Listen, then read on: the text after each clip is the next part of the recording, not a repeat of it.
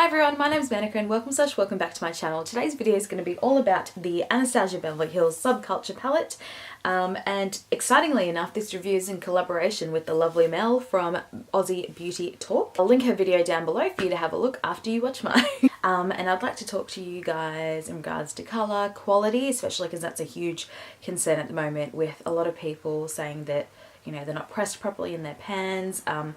There's some videos going around of people doing one swirl with their brush and hitting pan straight away, and I thought we could compare it to the Modern Renaissance palette as well as one of their older palettes, which is the Shadow Couture palette, which I thought would be a good comparison, especially because one of the shades, Fudge, is actually the same shade in the Subculture palette.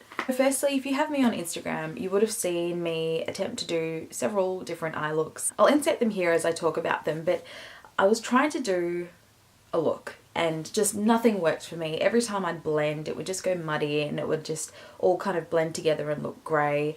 And you know, I think I wasn't so much so concerned about the kick up or the fact that the powder would kind of loosen as you touch it a bit, and you'd have to tap quite a bit of excess off.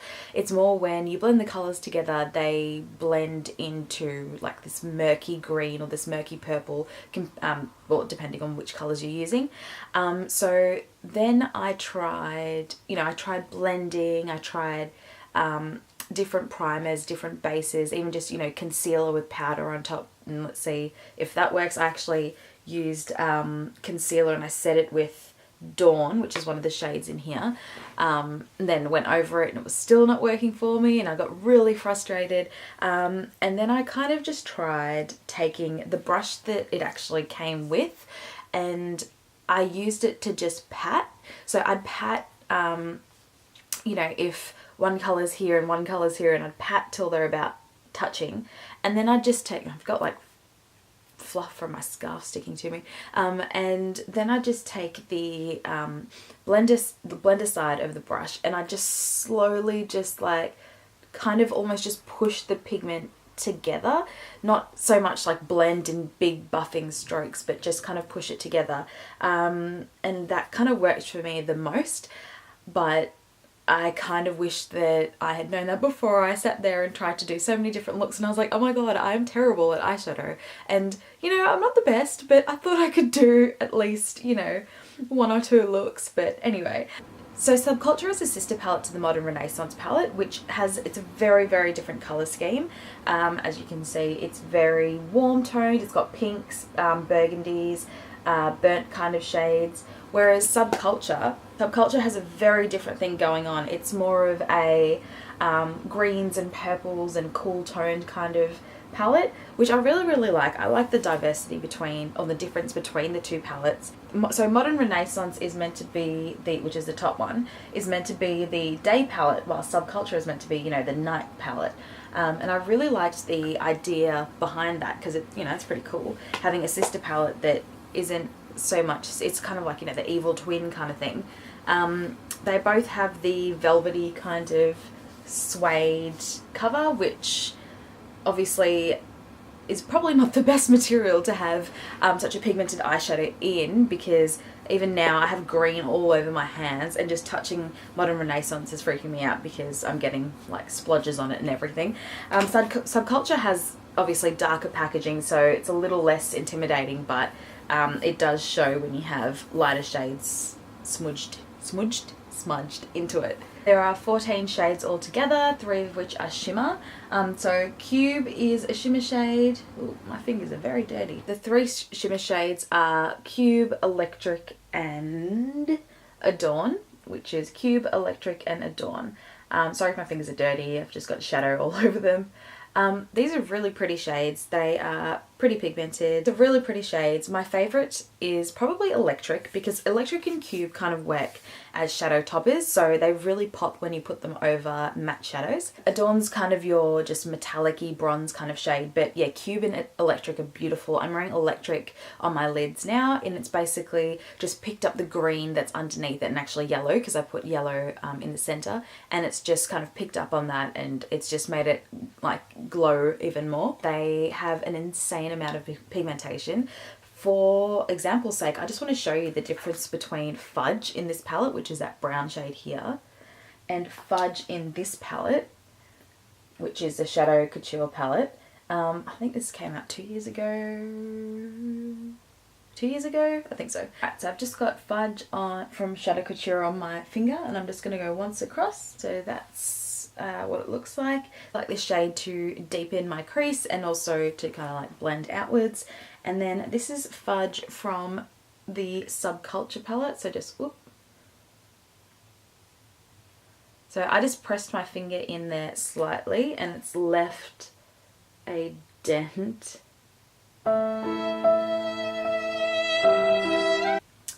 These are very soft shadows. And then if I just go across once, you can tell it's insanely pigmented in comparison.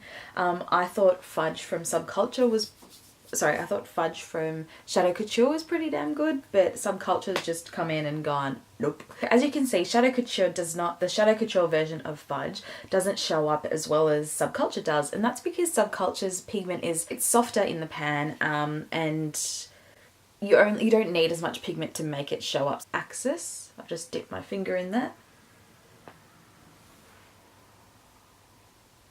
Like, the pigmentation is pretty damn insane, and even like it's staining my fingers a little bit. So you can check out the blog post in the link below to have a look at, you know, the colours itself and, you know, what each colour looks like. So if I want to go into Roxy and I just go stroke, stroke, look at all that pigment that's on my brush, if you can see that, and it hasn't even kicked up that much shadow.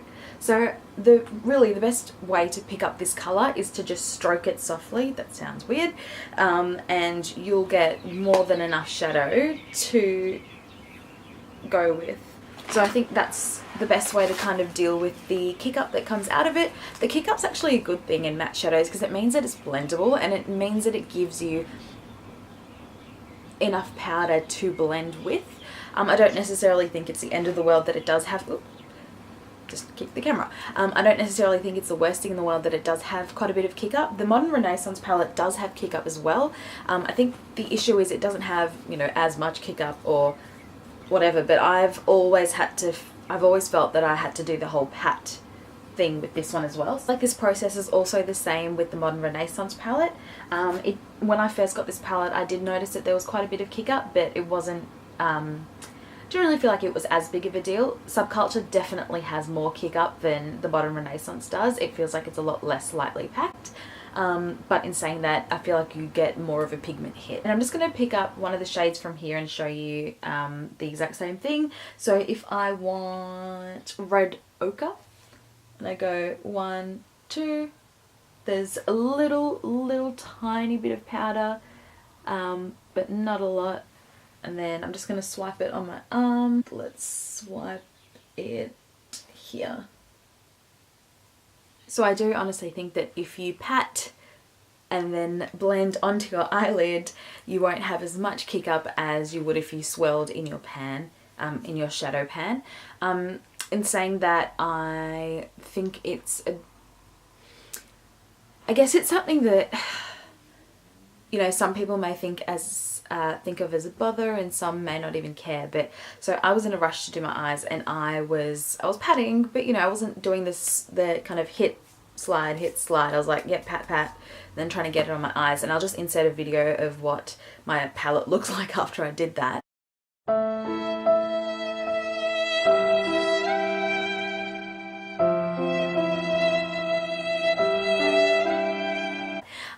That was quite a waste of product after I had, you know, gone in several times and I was doing my eyes and I was like, oh, what have I like killed my palette? Whereas that doesn't happen to me as often with a lot of other matte eyeshadow. So I understand the fact that, you know, it is matte, it is predominantly pigment, it's, you know, it has a great color payoff, you don't actually need a lot of pigment, so blah blah blah. But yeah, it's just something to look out for. Just make sure you're doing that kind of motion that works for you with that brush. I think the brushes that the double-ended brush they've included kind of gives you an idea of what kind of brush to use with the palette.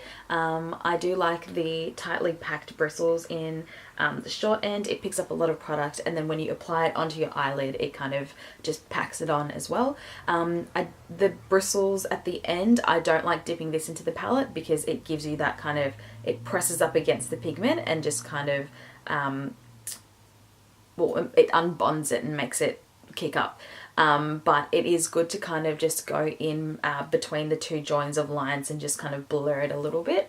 I do understand the controversial aspect of this palette, because there are some people who, you know, are advanced eyeshadowers or makeup artists and they understand how to work with pressed pigment, and then there are people like me who, you know, are amateurs, they like makeup, they like to use eyeshadow palettes and things, but we don't necessarily know how to manipulate such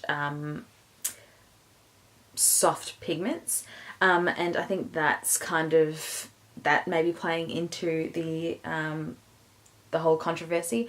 But at the same time, I feel like it would have been good to kind of know about this before I purchased it, because I probably wouldn't have. Just by looking at my palette here, Fudge is absolutely just like crumble.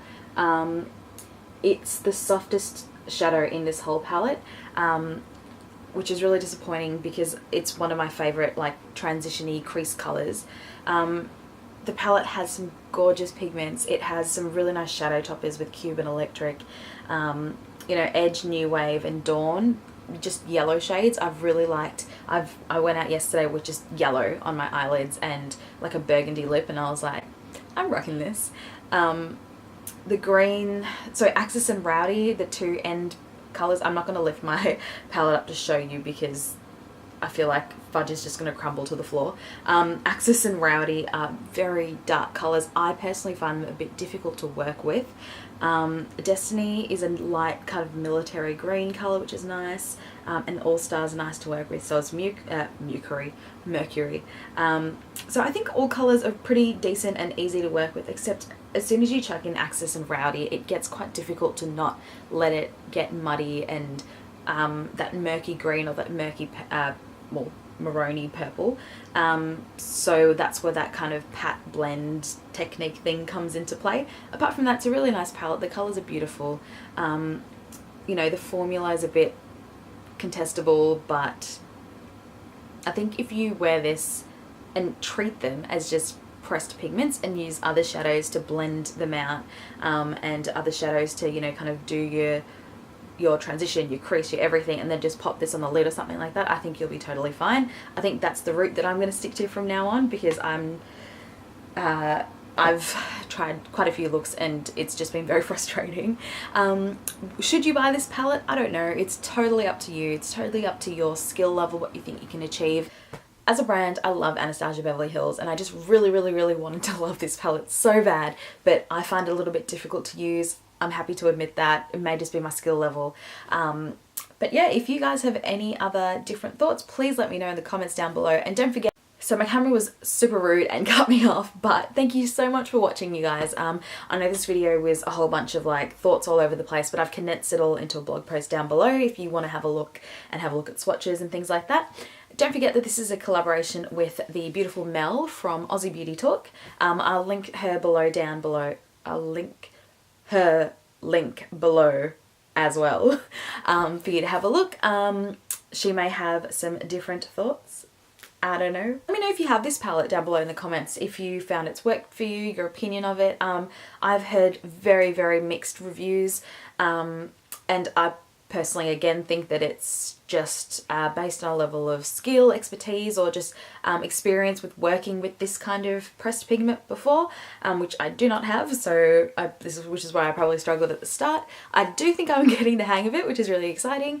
So I will be keeping this palette. I won't be returning it, or I won't be, you know, it's not going to live at the bottom of my palette drawer and never be seen again. I really enjoy some of the colours, and as I mentioned, as I mentioned before, I love Electric and Cube as shade toppers. I think they're absolutely beautiful, so we'll be making a comeback very soon on my lids.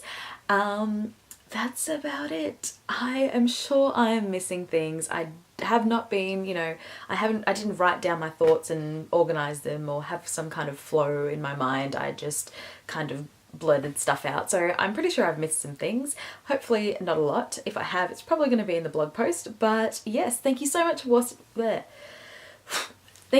for watching, and I'll see you in the next video. Thanks!